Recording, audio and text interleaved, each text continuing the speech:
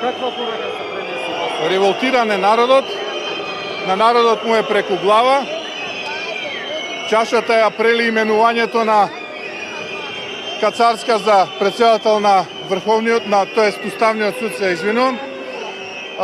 Народот е на ивица на трпение и ако продолжи вака отсутно да се однесува Зоран Заев и владата на СДСМ, јас се плашам дека работата ќе се радикализира уште повеќе. Мојата порака до нив е да не се играат со трпението на народот, затоа што тоа трпение има и свој крај. Се благодарам. Пендаровски изјави дека луѓето не се виновни за тоа што го сториле. Ја менуваше таа изјава по неколку наврати. Првично ја даде таа изјава дека не се виновни за тоа што се судени, тоа е нашето барање.